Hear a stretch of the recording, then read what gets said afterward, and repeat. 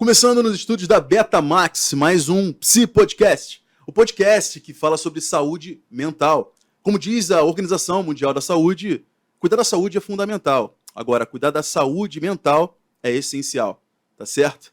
É isso aí, meus amigos. Hoje eu tô com a Laís Brasil, cara. Psi Olá. Laís Brasil. É um privilégio muito grande ter você aqui comigo hoje, Laís. E hoje a gente vai falar sobre um tema sensacional que você não pode perder. É um tema que, inclusive, tá pegando a todos nós. Pois é. Logo, logo a gente vai falar sobre ele.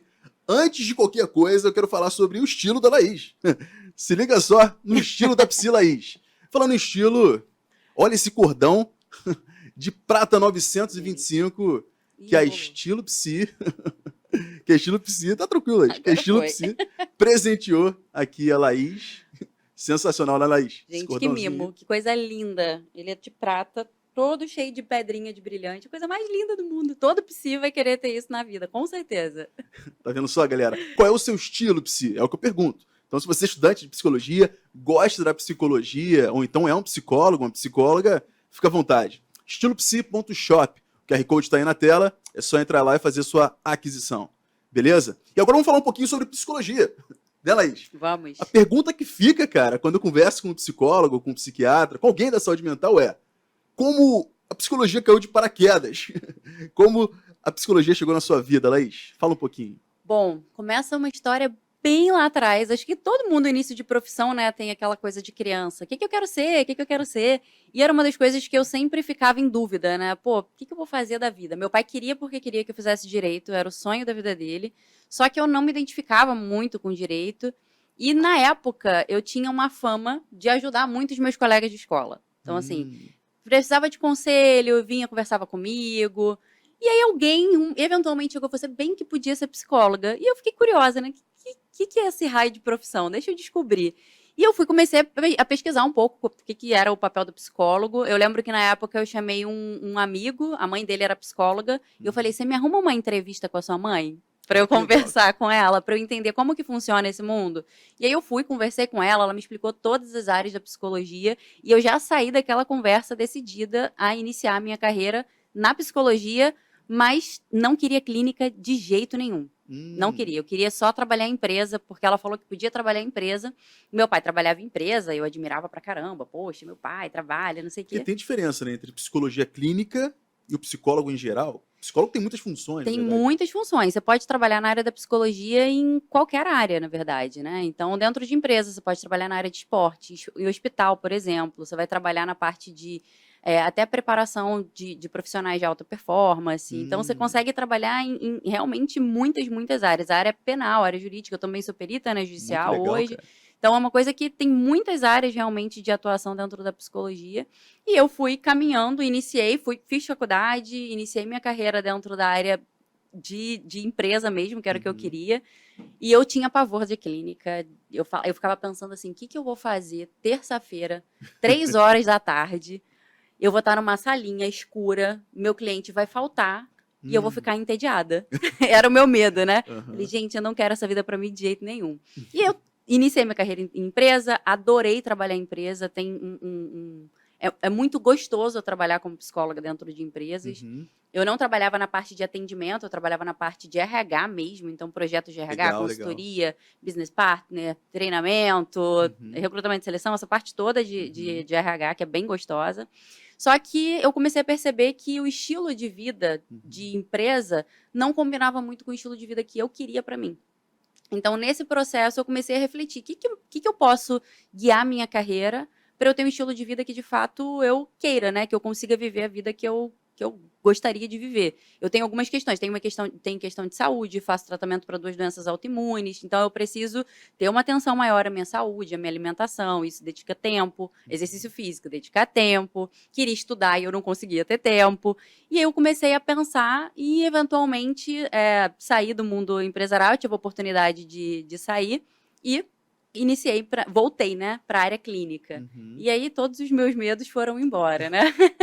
Porque eu acabei descobrindo que nessa troca com o cliente, né, eu tinha um retorno que era super importante para mim e que eu não tinha noção do quanto isso era importante para mim, que é o valor de contribuição, né? Eu Legal, gosto cara. muito de Legal. contribuir. Você falou um ponto importante. Desculpa até te interromper, Nada? Laís. Imagina. Valor de contribuição.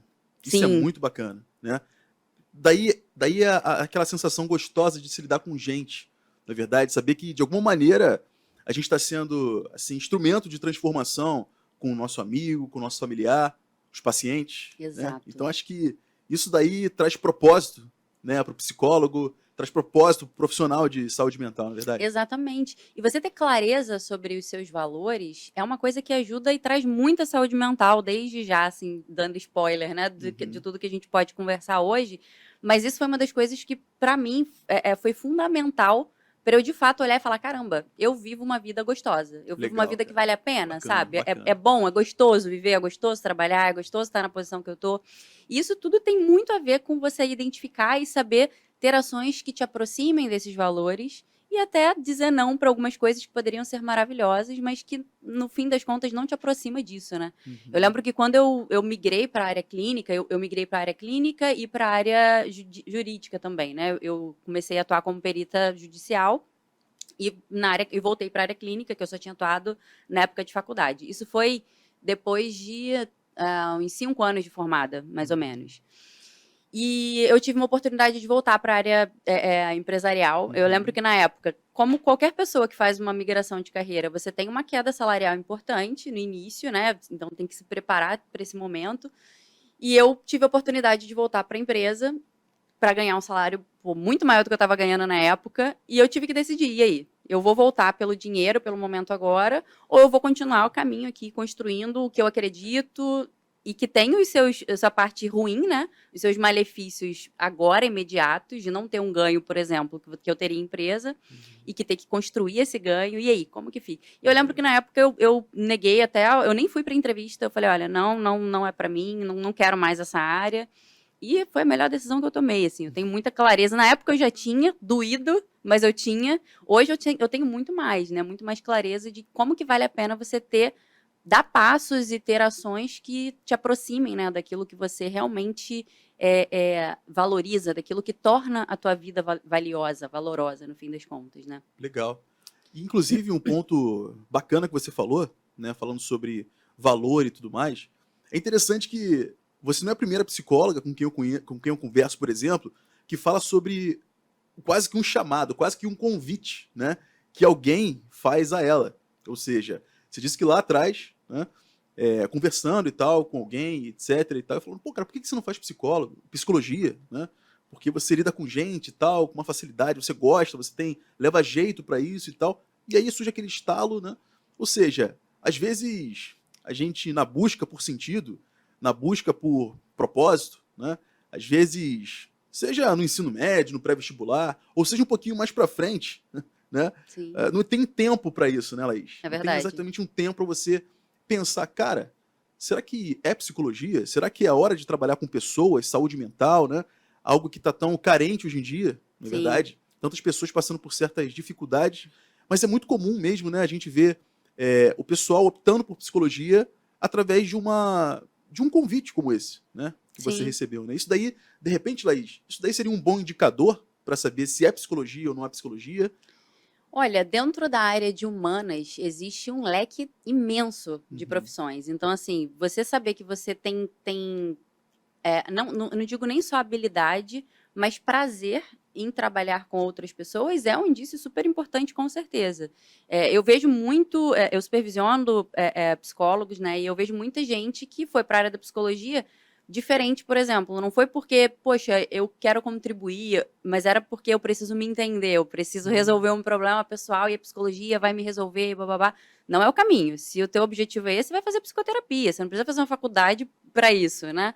Mas, de fato, e a psicoterapia, inclusive, vai te ajudar a perceber suas habilidades, enfim, o que você tem de bom, o que você gosta de fazer, até num processo de orientação de carreira, por exemplo, que é outra área da psicologia. Mas se você tem esse tipo de habilidade, de prazer, cara, você usou a palavra vocação, né?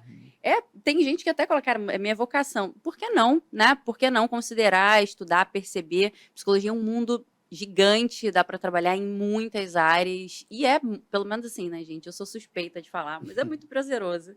É muito prazeroso você poder ganhar a vida fazendo a diferença positiva na vida das pessoas, né? É muito prazeroso. Bom. Isso é uma coisa realmente que, para mim, né, que tem esse valor de contribuição tão forte, isso enche o meu potinho, né? Às vezes eu brinco com meu esposo e falo, cara, eu termino um dia, 6 atendimentos, no máximo que eu pego são 7 clientes por dia, eu não pego mais, porque senão fica muito cansativo.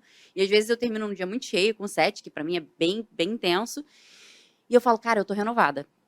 Ele fala, como que você consegue? Você tá aí 7 horas direto. Eu falo, cara, eu tô renovada. Porque você vê um pouquinho de diferença, você vê que daqui a pouco aquela pessoa que estava num processo de comportamentos que não ajudavam, que eram autodestrutivos até, a pessoa começa a perceber, começa a fazer uma diferença e tem resultado na vida e tá bem, e daqui a pouco tá construindo uma vida que ela sempre sonhou e, poxa, eu contribuí com isso, que maneiro. Eu caminhei com essa pessoa nessa jornada, eu ajudei ela, eu estava ali junto. Então isso é muito prazeroso, é realmente muito Sensacional, gostoso. cara. E você mesmo falou, né? Dentro da psicologia tem várias áreas, não é verdade? Ou Sim, seja, você pode trabalhar a psicologia, ou seja, o estudo da psique humana sob várias óticas diferentes. sim. Tô certo? Certo, Mais ou menos assim, certo. né? Então existe, de repente, a psicanálise, né? Que muita Isso. gente gosta bastante, existe a terapia cognitivo-comportamental, né? Existem outras áreas também. E qual foi a área assim que você assim pensa que se encontrou na psicologia, né? Olha, eu tive o privilégio de estudar numa faculdade que eu estudei na Celso Lisboa e foi um privilégio mesmo, porque foi uma faculdade que me apresentou a todo o leque, né, de abordagens, que a gente chama, dentro da psicologia. Então, eu tive aula de Gestalt, eu tive aula as TCCs, né, terapia cognitivo-comportamental, eu tive aula de psicanálise, eu tive aula esqueci a outra abordagem. Tem muita abordagem, muita Uhum. abordagem. E eu tive aula de todas as abordagens na época, todas. Inclusive, cara, psicologia jurídica, que não é uma abordagem, é uma área, né, que era super inovador na época. Eu formei em 2013. Então, assim, era super inovador uma faculdade já ter esse tipo de disciplina. Eu tive essa oportunidade. E na época, o que mais me soou, caramba, isso faz sentido, isso encaixa e eu consigo me ver dentro dessa teoria, foram as terapias cognitivo-comportamentais, né? Na Uhum. época, nem se falava muito em terapias cognitivo-comportamentais, se falava em a terapia cognitivo-comportamental, que é uma abordagem hoje a gente chama que é a TCC clássica, né? A TCC para os íntimos, Uhum. ou a TCC beckiana, que é a parte mais clássica. Hoje já tem outras terapias cognitivo-comportamentais, como a terapia do esquema, a terapia comportamental dialética, a terapia de aceitação e compromisso, enfim, que são nada mais do que abordagens que consideram que a forma como eu penso, como eu enxergo, como eu percebo a minha realidade, ela é a parte mais relevante, porque ela influencia como eu me sinto e como eu me comporto. Então, Uau. se eu percebo a realidade de uma forma, vamos supor que eu esteja aqui, estou conversando com você, e eu falo, nossa, isso é assustador demais, as pessoas que estão me ouvindo vão pensar, o que elas vão pensar de mim? E se eu falar alguma coisa errada? E eu começo a perceber esse ambiente como um ambiente ameaçador, por exemplo. O que vai acontecer comigo? Eu vou começar a ficar ansiosa, porque a gente vai depois falar um pouquinho mais de ansiedade, mas a ansiedade ela tem uma função primordial de me mostrar que existe uma ameaça e eu preciso me preparar para ela. Então, o que vai acontecer? Eu vou ficar muito ansiosa e é possível que eu tenha alguns comportamentos para lidar com essa ansiedade. Um deles, por exemplo, eu posso dar branco, eu posso travar, eu posso falar, caramba, eu não consigo mais falar, e eu estou muito nervosa e preciso de um tempo para respirar. Aquele momento que a ansiedade se eleva muito, né? Verdade. Eu posso começar a falar aceleradamente para tentar me livrar logo dessa situação, dessa angústia e começar a correr. Eu posso, por exemplo, desistir, falar, olha, não dá para mim, tchau, vou sair daqui. Então, existem formas diferentes que eu lido e tudo por quê? Porque eu percebi o ambiente, a situação como ameaçadora. Então, as TCCs elas vão focar muito em você conseguir identificar a forma como você enxerga o mundo. Tá, vão ter algumas abordagens que vão trazer um olhar mais aprofundado, né? Entenda o porquê que você enxerga o mundo da forma como você enxerga, porque isso vai te ajudar a lidar com isso, né? A terapia do esquema, por exemplo, ela vai trazer um olhar muito de, pô, beleza, você tem necessidades emocionais que todos nós temos, né, desde criança. Essas necessidades emocionais, algumas foram satisfeitas, outras não, outras um pouco. E a gente começa a lidar com essas necessidades emocionais, com a satisfação ou não delas, na nossa vida. Então, imagina que eu tenho um copinho, tá? Minhas necessidades emocionais são 5. Então, tenho 5 copinhos. O primeiro copinho foi cheio, o segundo nem tanto. O último, coitado, tá vazio. A sensação que eu tenho é que eu tô com um potinho vazio. E eu preciso encher esse potinho de alguma forma. Então, eu vivo na expectativa de encher esse potinho. E eu vivo na certeza de que, cara, esse potinho nunca vai ser cheio. Porque ele nunca foi. Uau. E aí eu começo a lidar com a minha realidade como se eu nunca fosse, por exemplo, encher esse potinho. E ao mesmo tempo tentando encher, né? Porque são necessidades emocionais que a gente tem. Então, vou colocar um exemplo, né? A necessidade de apego seguro, né? De você se sentir amado, de você se sentir aceito. Então, às vezes eu lido com a sensação de que eu não sou aceita. Ah, não sou aceita, não sou aceita, não tem nada que eu faça. E aí tem gente que vai tentar ser aceito de tudo quanto é jeito, vai buscar aprovação, vai tentar fazer um monte de coisa para correr atrás e tentar ser aceito. Vai ter gente que vai pro oposto, por exemplo. Ah, eu não sou aceito, então tá. E se comporta como alguém que é completamente difícil de ser aceito. E aí acaba vivendo a mesma realidade sempre. E as TCCs vão te ajudar, a terapia do esquema, por exemplo, vai te ajudar a perceber, cara, olha só, você aprendeu que você não é aceito. Isso fez sentido, porque sempre faz, né? Pode ser assim, eu tenho um irmão que a gente foi criado igual, né? Mesma casa, etc. Só que tiveram, cada um, particularidades na criação e, obviamente, a parte de temperamento, de personalidade, que nós somos diferentes. Então, o mesmo afeto que ele recebeu e que eu recebi, para ele talvez tenha funcionado, para mim não. Outra área, para ele não funcionou e para mim sim. Então, tem muito da nossa percepção sobre a realidade, o quanto que eu aprendi, olhei essa realidade, falei, caramba, no fim das contas, eu acho que né, não sou tão aceita assim. Não é tudo que eu faço. Eu não posso ser eu para ser aceita. E eu acabo me comportando o resto da vida assim.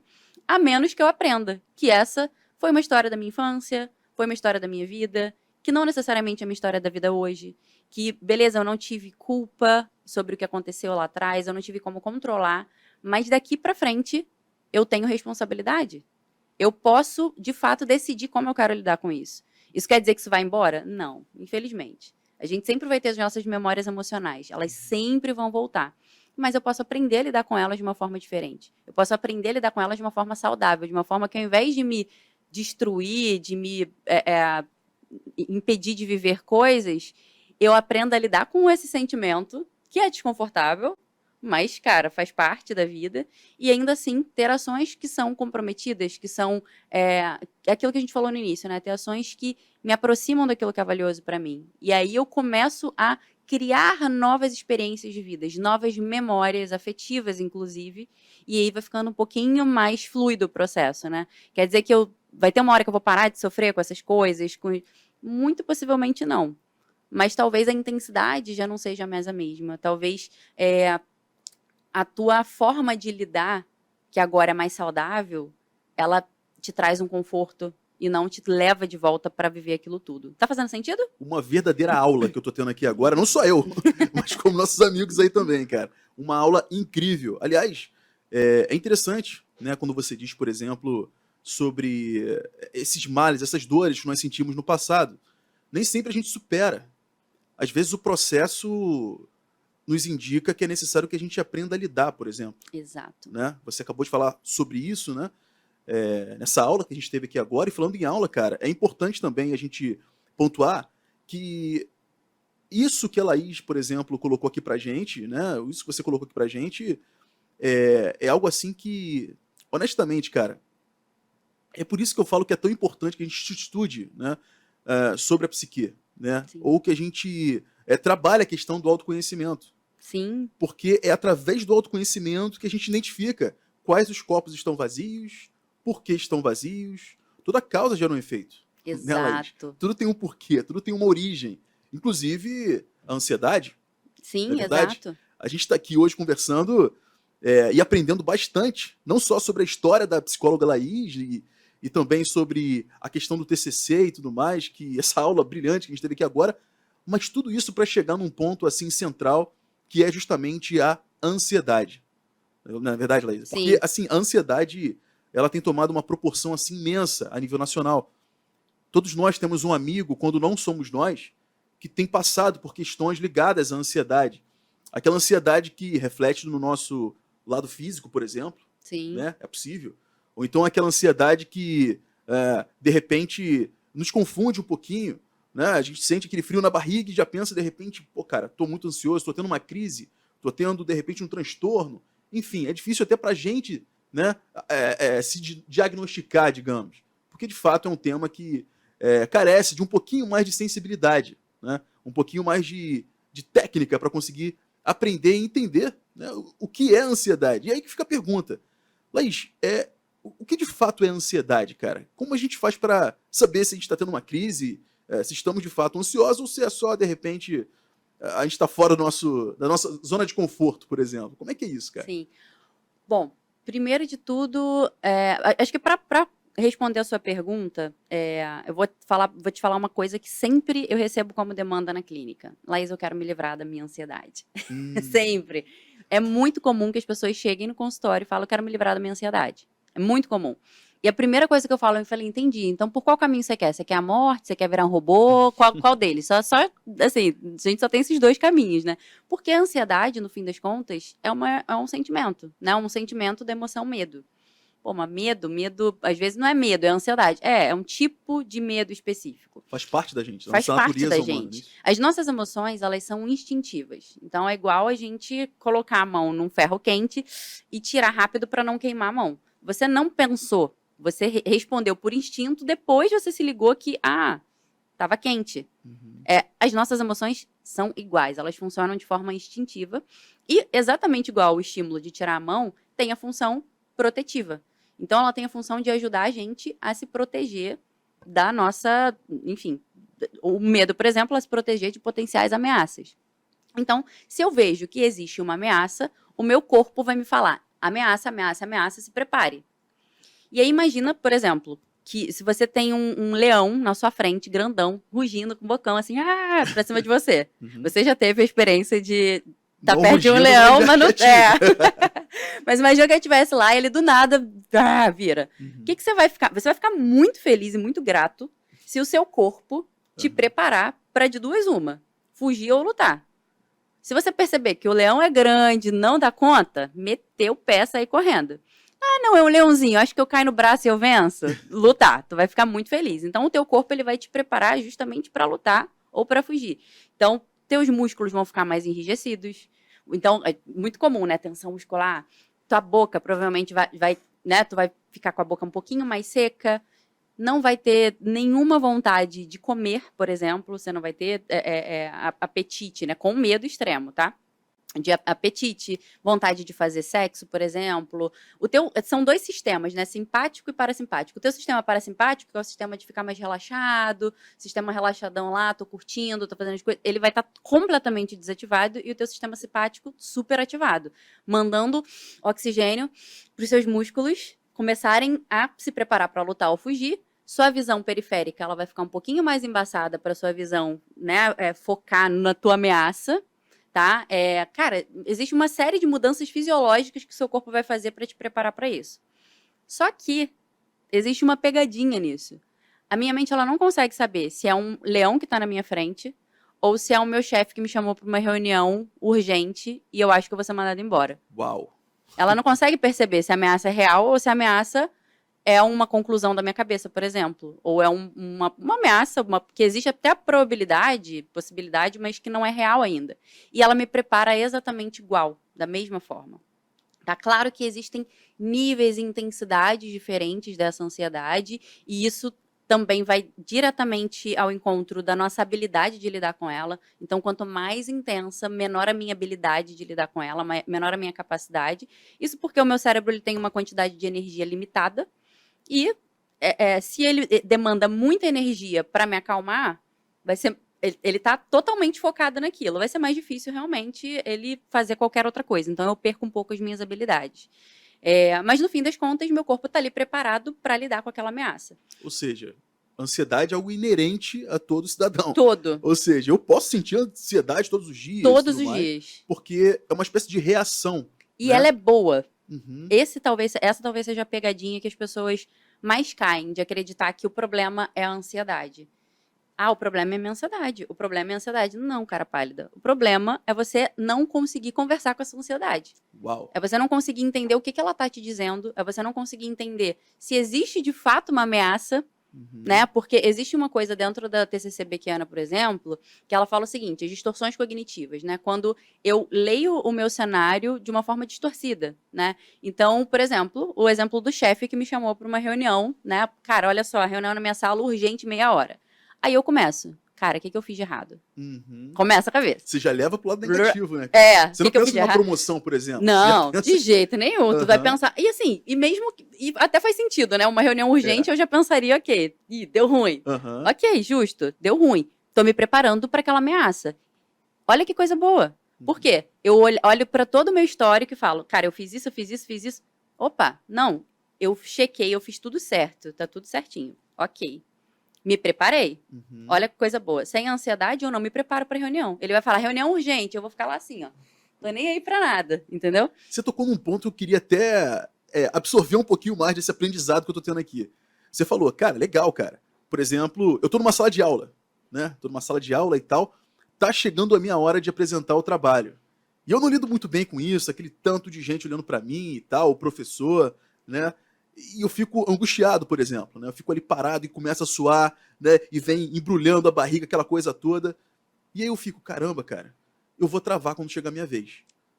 Ou seja, de repente é muito mais simples a gente, de repente, parar e pensar, pô, peraí, eu estudei tanto, meu trabalho tá tão bom, né, Laís? Ou seja, fazer como você falou, pontuar, né, os benefícios que pela ansiedade vieram, né? Ou seja, a gente pode canalizar isso daí para algo negativo, como por exemplo travar, né? Ou então canalizar isso daí para algo positivo de alguma maneira. Sim. Como a gente usa assim a ansiedade de forma positiva nessa situação assim?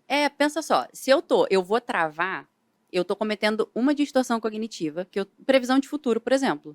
Legal, ninguém é profeta aqui. Ninguém é profeta. Eu brinco que ninguém tem aquela bolinha de cristal, né? Se você encontrar um lugar, por favor, me fale que eu quero uma. Eu quero comprar uma, que funcione. Mas ninguém tem bolinha de cristal. Então, assim, eu vou travar. Aí, o que os meus clientes falam, não, Laís, é porque eu sempre travei. Fala, entendi. Então, você tá prevendo o futuro com base no teu passado. Inteligente. Capacidade cognitiva tá em dia. Ótimo. Mas a garantia que você vai travar? Você sempre travou? Não, teve uma vez que eu não... entendi. Então não é tão certo assim a sua bolinha de cristal, né? E aí eu começo a perceber e ajudar o cliente a perceber que essa conclusão de eu vou travar, às vezes, é justamente o que me leva a travar. Uau. É uma coisa que na psicologia a gente chama de crença autorrealizadora. Eu vou travar. E aí eu não foco mais em nada além dos meus sintomas fisiológicos, que estão super em alerta, porque eles estão me deixando ansioso, apresentar é importante, ter a nota é importante, eu tenho medo da avaliação das pessoas, um monte de coisas que são justas, ok. Mas eu só foco nessas coisas e deixo de focado, beleza. Eu posso travar. Se eu travar, o que eu vou querer fazer?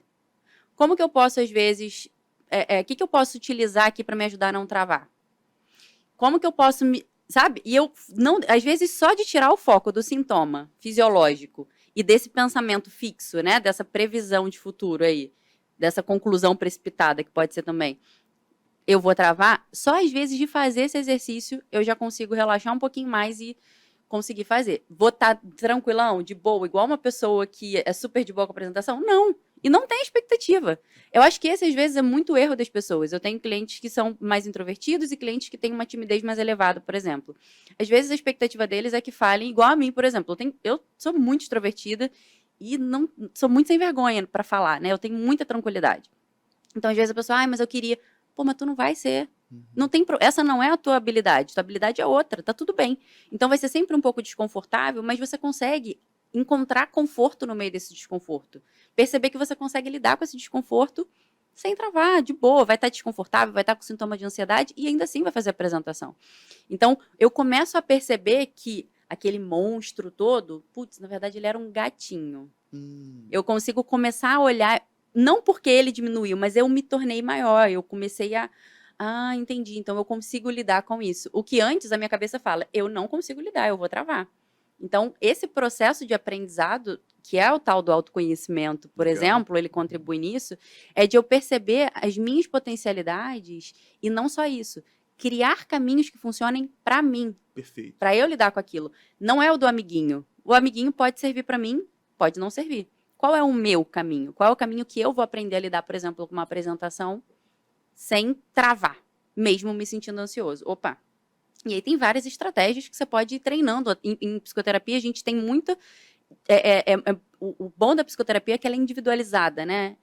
Eu tenho uma teoria, mas a teoria ela não é engessada, no sentido de, todo mundo tem que ser assim. Não, eu pego aquilo, identifico aquela realidade e como que se encaixa? Vamos criar estratégias para se encaixar? Vamos Pessoas criar são diferentes, né, Laís? São diferentes, não adianta. Não adianta você ter expectativa de resolver o mesmo problema que o meu, por exemplo, da mesma forma que eu. Você é uma pessoa diferente. Não tem esse caminho, né, igual. Às vezes a gente tem o mesmo caminho, a gente quer seguir um caminho parecido, por exemplo, emagrecimento, né?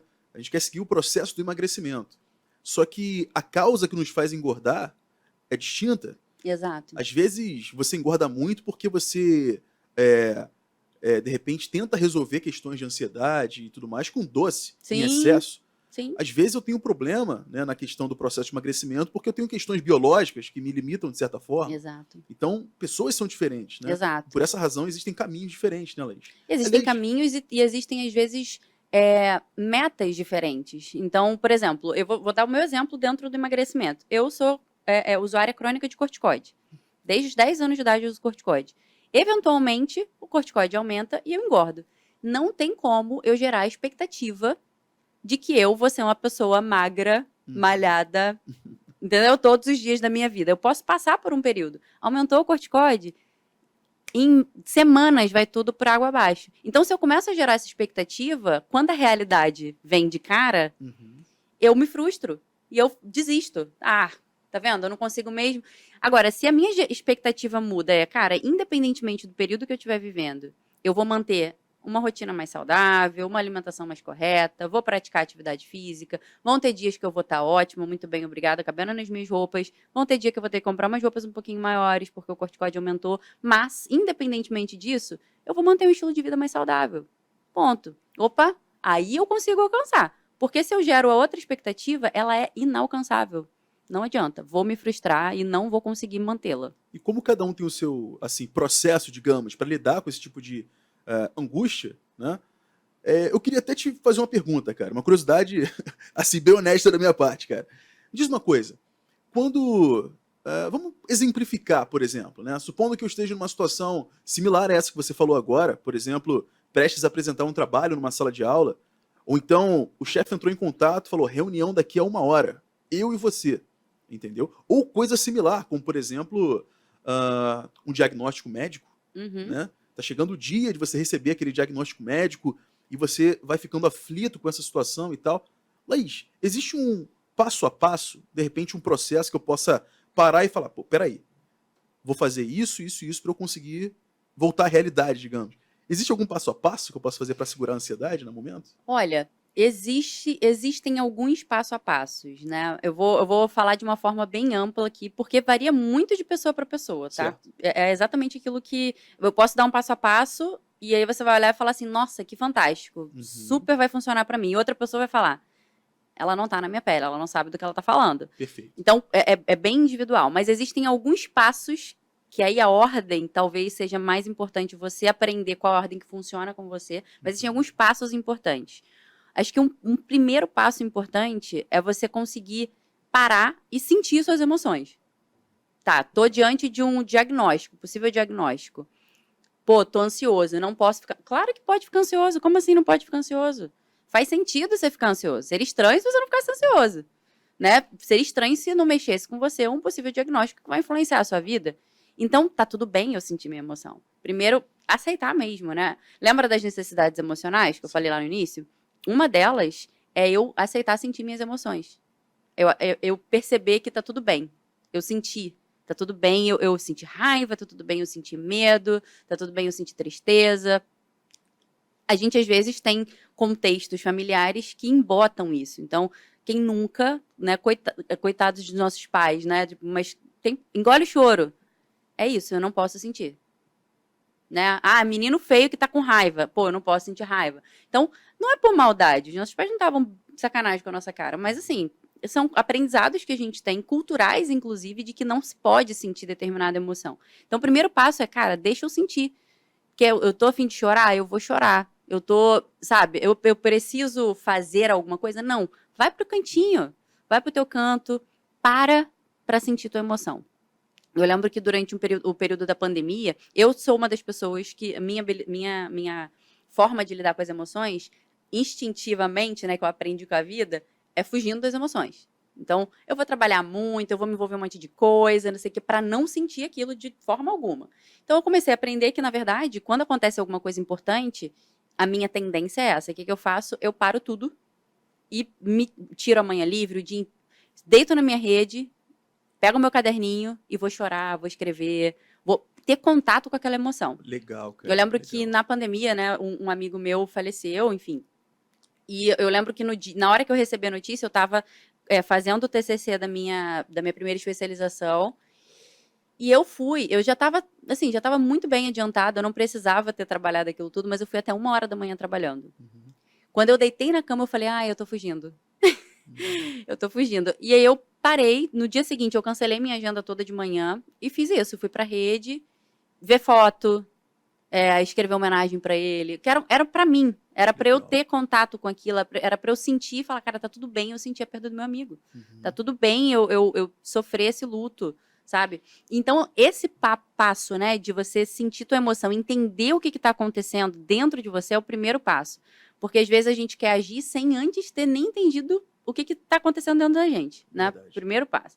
Segundo passo, aí igualmente importante, é eu perceber se todas aquelas coisas, aqueles cenários que a minha mente tá me contando, se eles são realmente verdadeiros. Ou se eles não têm uma distorção cognitiva, por exemplo. Então, eu sou chamada para apresentação e aí começa a minha mente, tá vendo?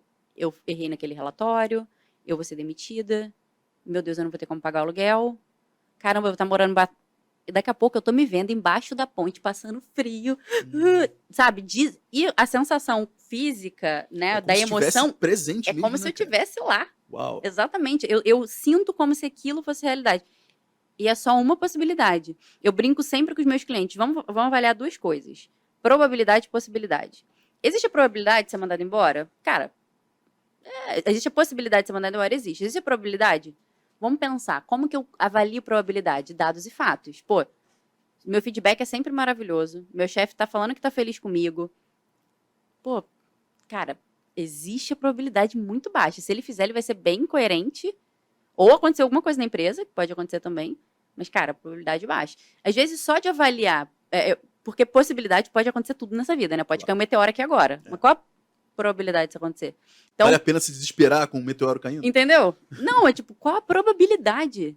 Existe a possibilidade para tudo, gente. Nossa mente sempre vai criar meios de a gente enxergar todas as possibilidades possíveis. Mas nem todas elas vão assim, às vezes tem umas que tem chance zero ou bem próxima de zero de acontecer e eu tô me preocupando como se ela fosse a mais provável. Então, pensar no cenário ruim faz parte. Nossa mente sempre vai fazer isso para preparar a gente, para ajudar a gente a se preparar para ameaça. Lembra da tal da ansiedade? Preparar para ameaça? É minha função olhar e falar, tá bom, mas qual é o melhor cenário dessa conversa? Vou ser promovido. Não vou ser mandado embora, vou ser promovido. Tá, qual o cenário mais realista? Quando eu treino na minha mente de sair de um cenário para ir para o outro, eu começo a perceber que não estou só lá no 8, eu posso ir para o 80. Mas que se eu for olhar dados realísticos, talvez vai ali no 50. Uns 40, 35, 70. Não vai ser nem o melhor cenário, nem o pior. Vai ser um cenário ali entre... ele me chamou porque teve um problema com o cliente, ele quer que eu ajude a resolver. Era isso? E eu passei 2 horas no meu dia, meu fim de semana inteiro, preocupado, não vivendo, né, tenso, com uma coisa que eu sei fazer com o pé nas costas. E isso acontece direto, né, Laís? O tempo inteiro. É impressionante, cara. Como a gente tem a capacidade de hipervalorizar um possível acontecimento, mas de repente não provável acontecimento, Exato. ao ponto de perder literalmente a nossa paz, cara. A paz do agora, né, cara? De repente um momento bacana que tu vai sair aí, de repente, com o seu cônjuge, né, à noite, curtir um aniversário da sua mãe, né, de um amigo querido, ou então a tua folga, cara. Exato. Podendo descansar, assistir aquela TV, aquela série, ou então estudar um pouquinho, fazer a tua devocional, seu momento espiritual, e você para tudo e fala, cara, mas segunda-feira Tu tá vivendo no futuro. Num futuro incerto, inclusive. Exatamente. Tu tá vivendo em uma das possibilidades do Doutor Estranho, né? Eu brinco, adoro tudo que é mundo Marvel, essas Marvel, coisas. adoro. Eu Aham. brinco de Doutor Estranho. Tem até um outro também, que é o Leitor de Mentes. Eu brinco daquele vampiro Aham. do Eclipse. Sei. Qual é o nome? Do Crepúsculo. Aham. Então, a gente tem essa tendência. E qual é o problema, né? Isso é ruim? Não é ruim. A nossa mente não tá de sacanagem quando ela fica prevendo. Ai, meu Deus, eu vou morar. Ela tá tentando ajudar a gente a se preparar. É. Só que, qual é o problema? Eu acredito na minha mente. Uau. Eu Isso acredito. aí é quase um paradoxo, né? É quase um dilema. Mas verdade, você explicou muito bem. Aliás, falando sobre explicar, eu li um dado, cara, que me deixou um pouquinho assim, incomodado, tá? Falei um pouquinho, mas para não dizer muito, né? Tá. O dado dizia o seguinte, que atualmente no Brasil, o Brasil antes ocupava o 3º lugar no ranking, pertinho do 4º, e hoje o Brasil ocupa o 1º lugar no ranking mundial de tempo de tela. E quando eu falo tempo de tela, eu falo tempo de celular. Rede social, cara. Sim. O Brasil passou a Argentina e os Estados Unidos, e hoje a média do brasileiro em tempo de tela de celular é de 5,9 horas por dia. Laís, você consegue. Existe algum paralelo, cara, entre o uso excessivo de rede social e a ansiedade? É possível que os dois tenham assim crescido de forma simultânea por alguma razão? Existem estudos já que provam correlação entre as duas coisas, né? Hum. A gente não consegue colocar um efeito causal no estudo, porque seres humanos é muito difícil você, às vezes, colocar, especialmente estudos na área da psicologia, né? Definir causa, porque são muitas variáveis, mas a gente sempre olha a correlação, né? Então, existe uma correlação, sim. E os celulares, redes sociais, de uma forma geral, a própria engenharia mesmo do sistema operacional do celular, ela é toda construída para a gente se sentir confortável e recompensado. Então, quando tem lá, por exemplo, uma notificaçãozinha de que uma foto que eu postei foi curtida, soa para mim como uma recompensa. É Uau. como se eu tivesse sendo validada. Lembra das necessidades emocionais? Lembro. Uhum. De validação é uma delas, por exemplo. É como se eu estivesse sendo validada, sendo aceita, recebendo afeto, por exemplo, tá?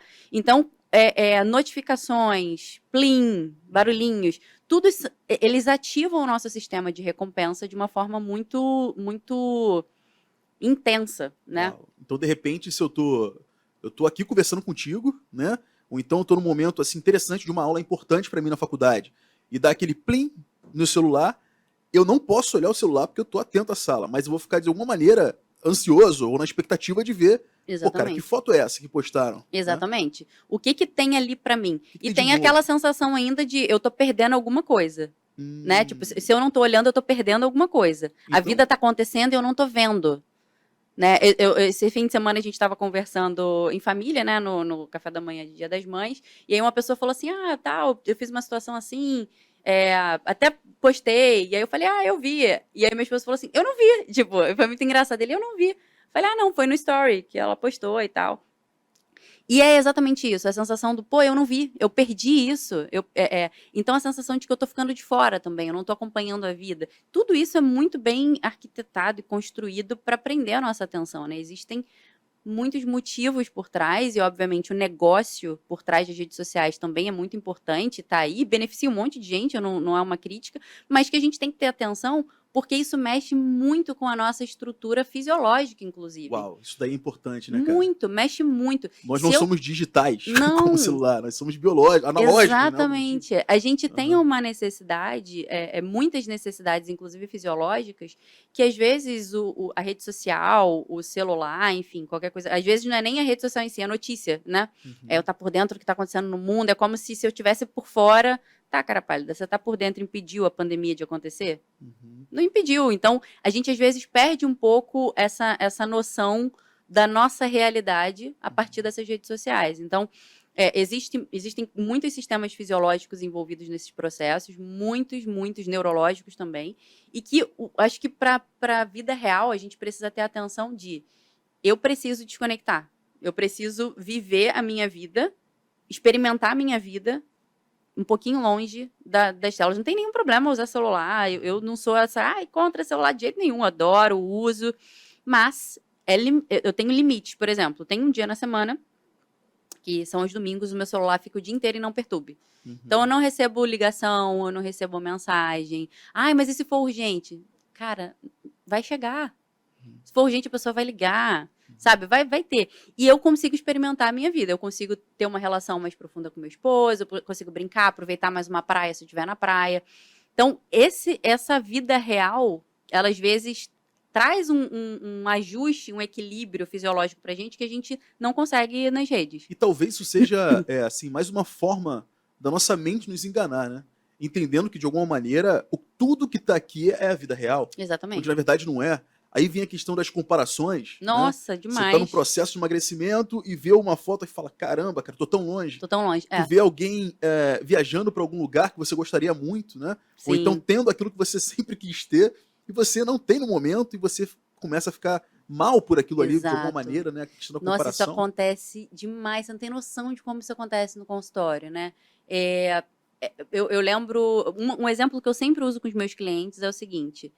Eu acompanho eles nas redes sociais também. Então, às vezes, eles chegam, ai, porque fulano, que não sei o quê, tá lá, e eu tô aqui. Eu falei, entendi. Lembra naquele dia que você postou aquele story, que você tava com aquela blusa linda, aquela cara linda? Uhum.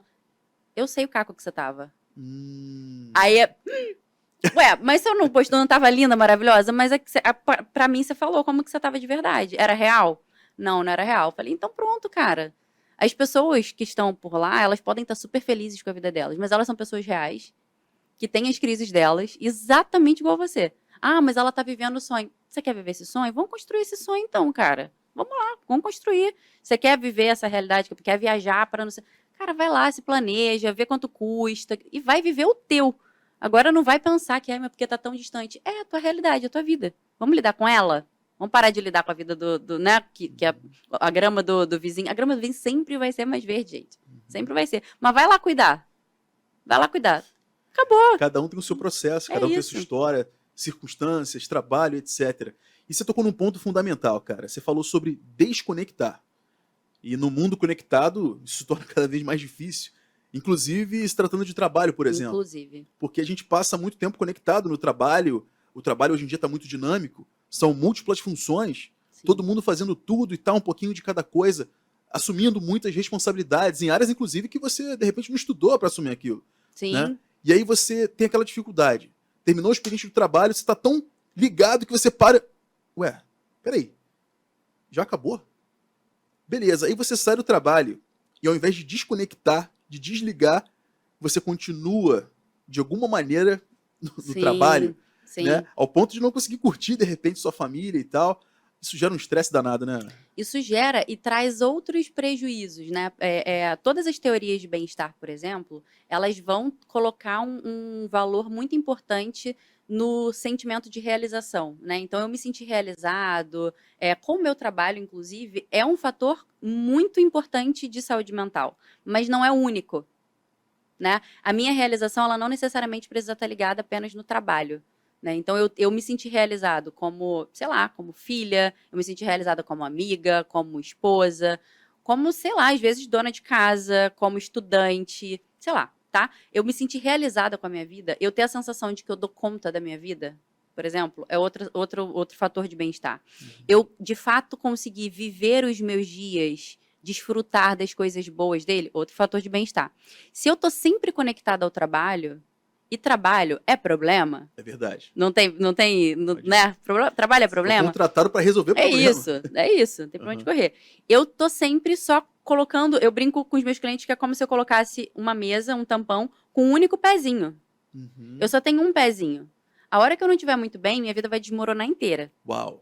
Eu preciso criar pés, né? Investir para que a minha mesa tenha mais pezinhos. Então, eu tenho lá o meu casamento, eu tenho os meus amigos, eu tenho meu tempo comigo mesma, sozinha, eu tenho meu trabalho, eu tenho os meus estudos, eu tenho minha espiritualidade.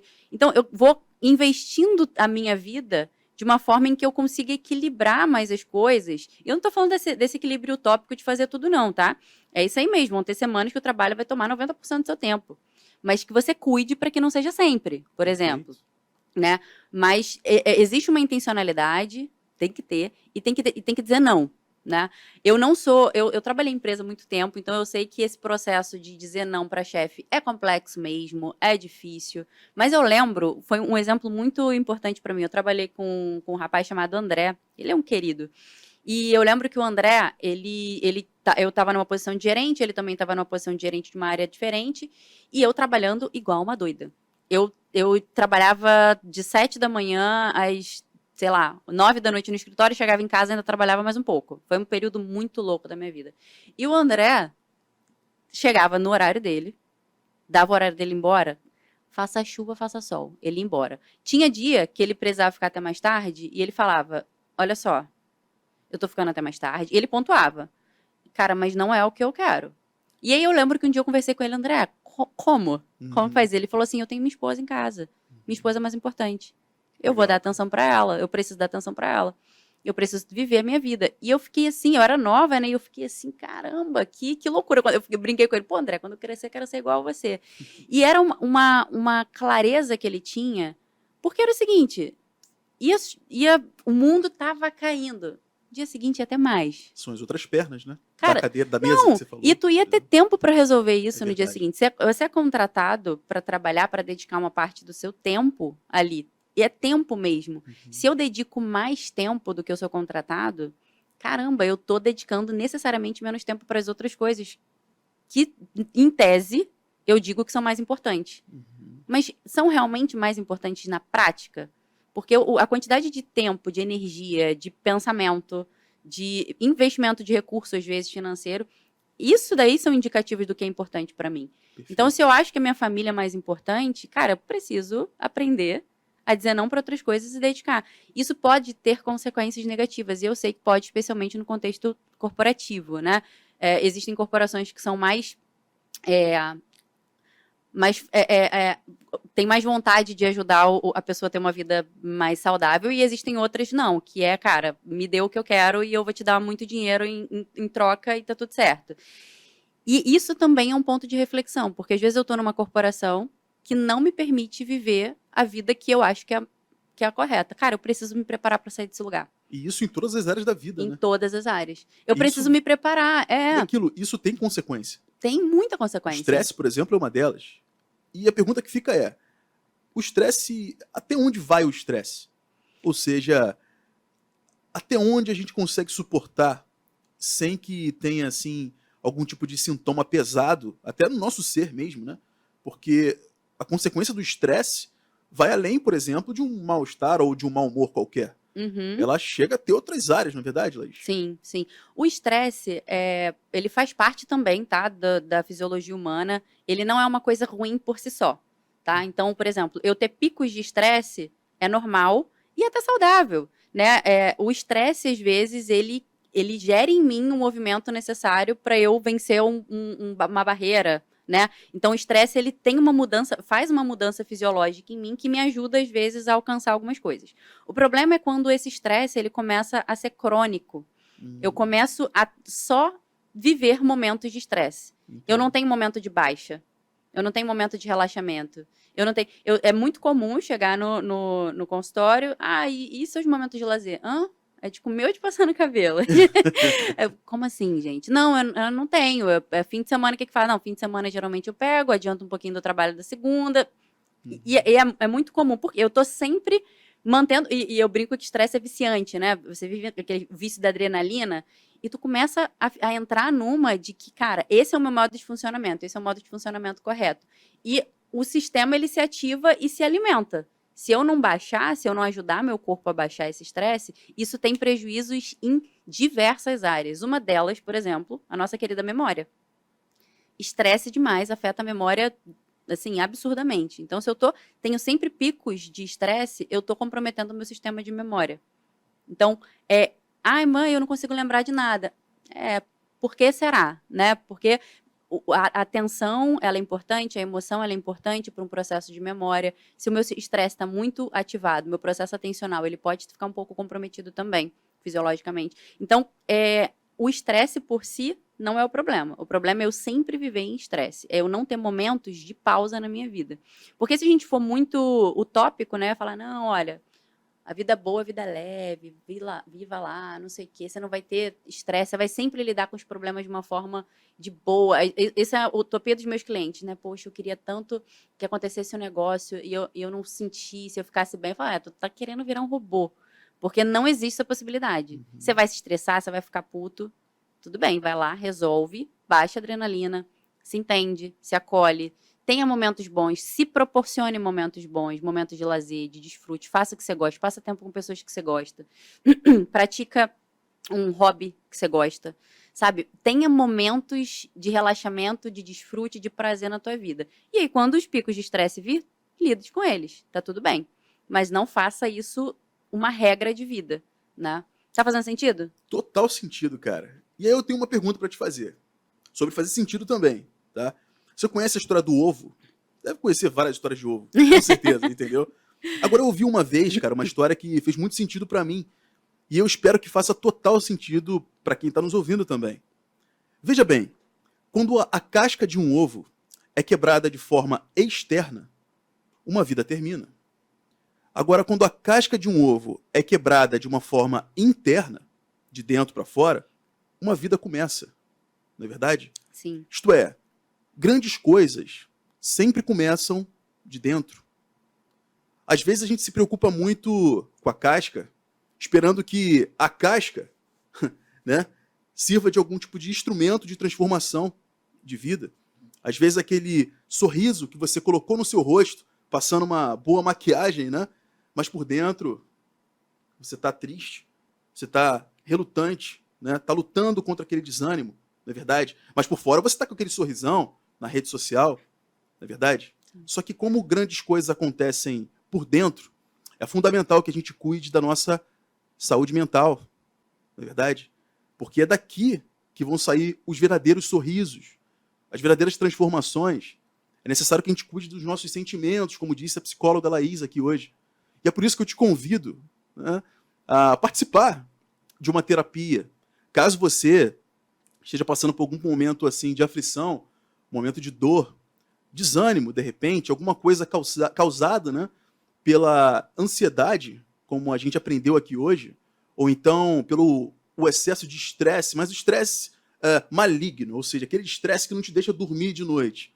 A minha indicação é a própria Laís Brasil, a própria psicóloga Laís, na verdade, porque é fundamental que a gente procure uma ajuda técnica, profissional, para que a gente consiga se adequar, ou superar, ou aprender a lidar com os males que nos afligem o tempo inteiro.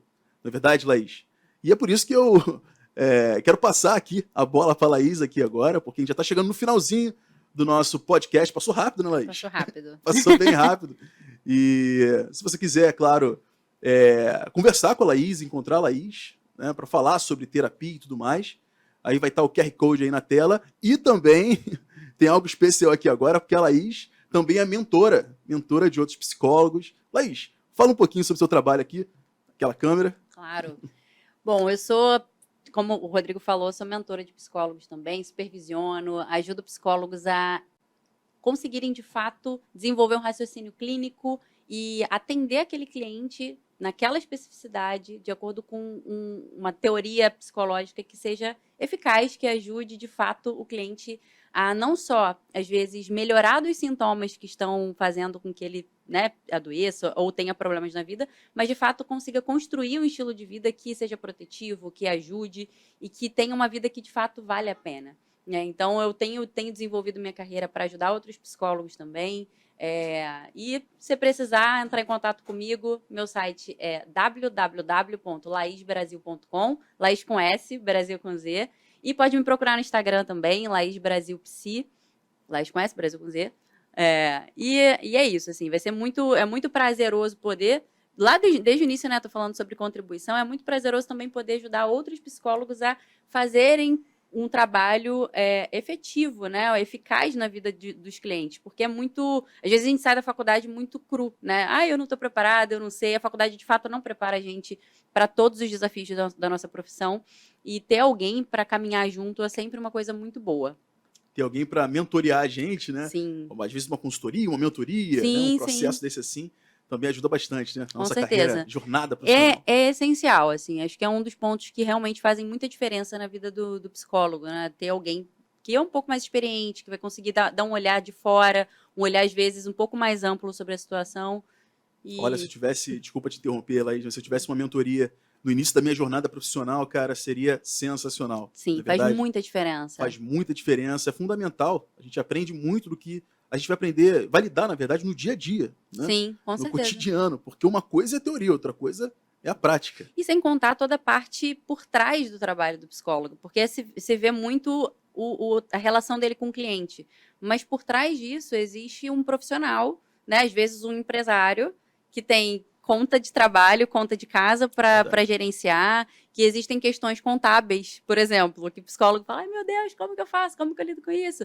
Um monte de questões por trás de gestão de tempo, de investimento em estudo, que é um investimento que é padrão na vida do psicólogo, estudar muito, estudar cada caso, estudar teorias novas, estar atento a tudo que está acontecendo, conseguir entender a demanda do cliente, entender qual é aquela base teórica que tem melhor evidência científica para aquilo e fazer aquilo conversar na prática, na realidade. Então, esse é um processo de aprendizado mesmo, né? Então, contar com um mentor nesse início de carreira é super importante para você conseguir ir construindo a tua forma de jornada dentro da psicologia e ganhar músculo, né? Eu brinco que é ganhar músculo para conseguir fazer essa caminhada de uma forma boa, legal e prazerosa, realizadora, enfim. Legal. É isso aí, pessoal. Esse foi o Psi Podcast. Não esqueça de compartilhar esse vídeo, deixar o seu like, também se inscrever aqui no canal do Psi Podcast. Curtiu? Tem alguma dúvida? Deixa aí nos comentários. Com certeza a gente vai cuidar de responder com todo o carinho que você merece. Então, pessoal, é o seguinte. Precisou de ajuda?